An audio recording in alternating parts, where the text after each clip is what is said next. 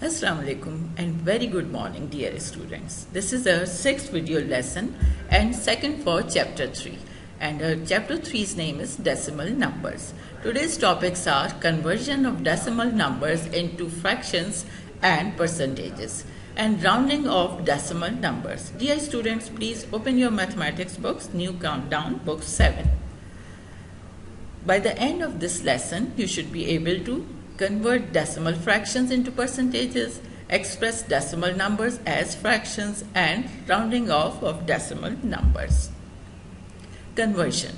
We can convert fractions into decimals and fractions into percents. We can convert percents into decimals and percents into fractions. And we can convert decimals into fractions and decimals into percents. It means we can convert any of these three into each other. Now today we are converting decimal numbers into percentages.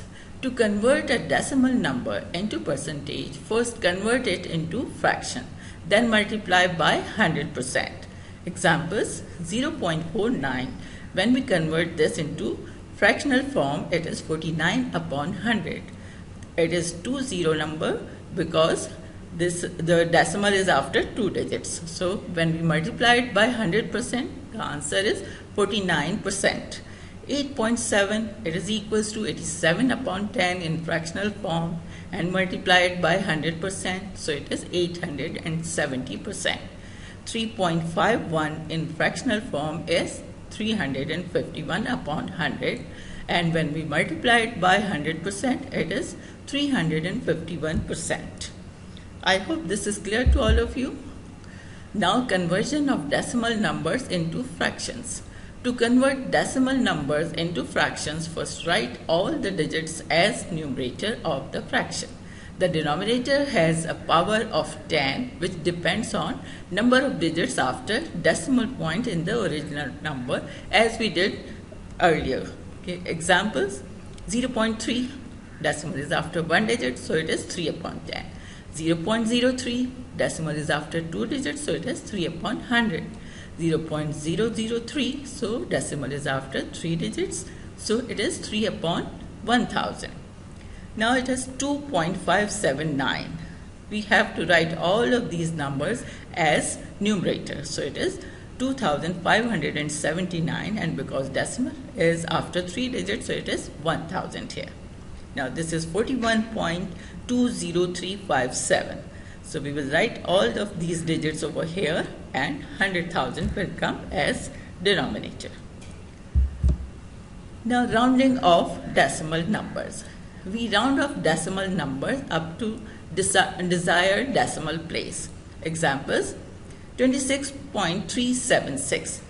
And we have to round off this to 2 decimal places. So second decimal place is 7. So we have to round off this up to 7. So we will check what is the digit after 7. If it is 5 or more than 5, so we have to add 1 with 7. So yes, it is more than 5, so we will add 1 over here. So it is 26.38.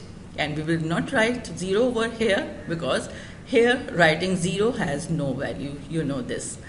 Okay, now 602.4839, and we have to round off this to 3 decimal places, and third decimal place is 3 over here.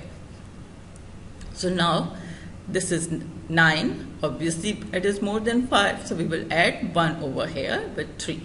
So 602.484 is the answer. Now round off to 2 decimal places, and the number is 549.674. So we have to round off 7 over here, but after it, it is 4, which is less than 5, so we will not add any digit in it, so it will remain 7. So it is 549.67. We can round off numbers or decimal numbers to whole numbers also. We can how do we do this? Like, we will see if the number is given after decimal less than 5, so it will move backward, and if it is more than 5, so it will move forward. So if it is 7.4, it will be round off to 7. 7.3, round off to 7. 7.2, round off to 7. 7.1, round off to 7. but 7.5 will be round off to 8. 7.6, round off to 8, and all of these will move till 8. So this is even easier, so all of you can understand it. Now, yes, a little assessment. Round off the following numbers to nearest place written in bracket. Now the number is given 61.358 and you have to round off to 2 decimal place. So second decimal place is 5. So what you have to do? Yes, you have to check next digit. So what is the answer? Yes, it is 61.36. We have added 1 with 5. So it is 61.36. Now the next question is 49.7384 and you have to round off to 3 decimal places. So third decimal place is, yes, exactly, it is 8. So what is the answer? Write your answer in your notebooks and please check what you have written. Yes, it is 49.738. Yes, exactly. So everyone has written correct, hopefully. Now the last question is 364.832 and you have to round off to nearest whole number. It means you have to round off 364. So what we will see, what is given after 4, it is 8, obviously more than 5. So what you have to do? Yes, exactly. Yes, check your answer. Everyone is saying correct. So 365 is the answer. Now, an interesting thing. I want to discuss a mathematical trick with you people. Okay, if we multiply any 3-digit number by 7, multiply the product by 11 and now multiply the answer by 13, what will happen? See this example, 593 multiplied by 7, multiply by 11 and multiply by 13. It is not difficult, but it is a little time consuming. So how much time you need for this? 2-3 minutes? Okay, but I bet you can complete this in 2-3 seconds. Another example, 894 multiplied by 7, multiplied by 11, multiplied by 13, even a little bigger number, but again I can say you can do this in 3-4 seconds. How? That I will share a trick with you.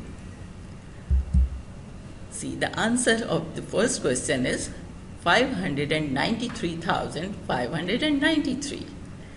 Yes, I think you understand the trick. Yes, I will discuss later. Now the answer of second question is 894,894. Yes, exactly. We have to write the given number twice and we'll get the answer. Now I will tell you how to play this trick with your friends. You can make it a game, a mathematical game. 7, 11, 13 trick. Take any 3-digit number. We will use 235 over here.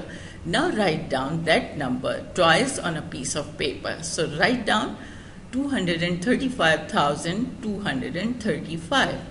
Now ask your friends to multiply 235 by 7, then multiply that answer by 11, then multiply that answer by 13. Show them the answer you have already written down. They will be amazed.